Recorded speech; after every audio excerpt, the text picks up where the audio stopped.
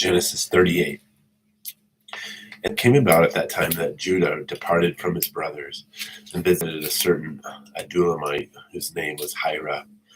And Judah saw there a daughter of a certain Canaanite whose name was Shua, and he took her and went into her. So she conceived and bore a son, and he named him Then she conceived again and bore a son, and named him Onan. And she bore still another son, and named him Shelah.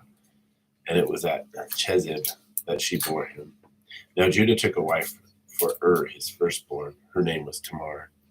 But Judah's firstborn, was evil in the sight of the Lord, so the Lord took his wife.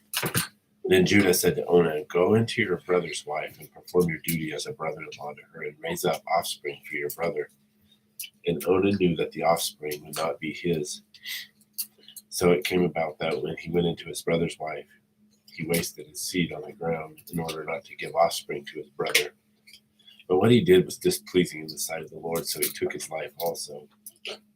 Then Judah said to his daughter-in-law Tamar, "Remain a widow in your father's house until my son Shelah grows up." For he thought, "I am afraid that he too may die like his brothers." So Tamar went and lived in her father's house.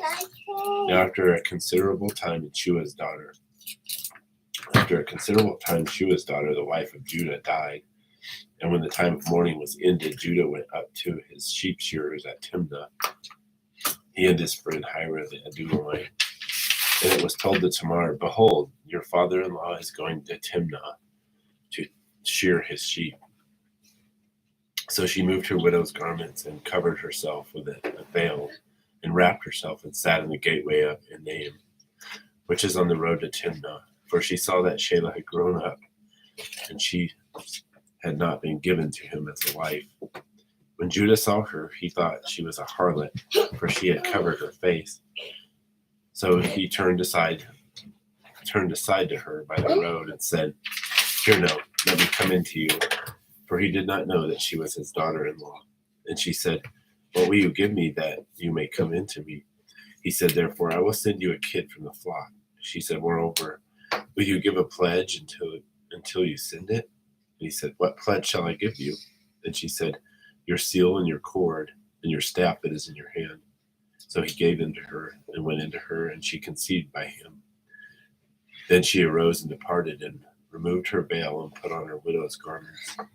When Judah sent the kid by his friend the Adulamite to receive the pledge from the woman's hand, he did not find her.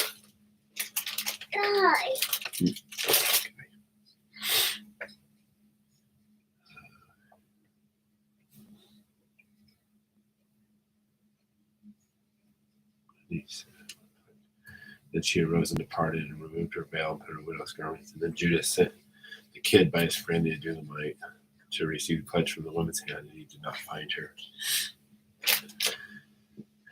And he asked the men of her place, saying, "Where is the temple prostitute who is by the road at Enaim?"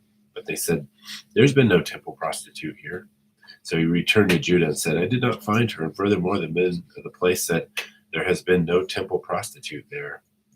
And Judah said, "Let her keep them, lest we become a laughing stock. After all, I sent this kid, but you did not find her."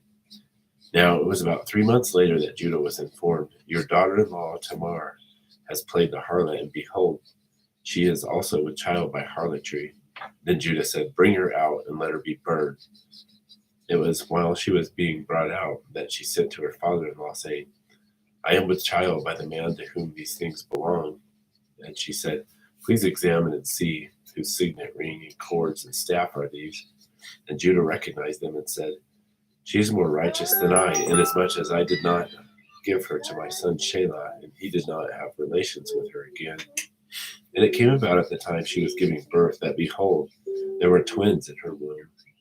Moreover, it took place while she was giving birth. One put out a hand, and the midwife took and tied a scarlet thread on its hand, saying, "This one came out first."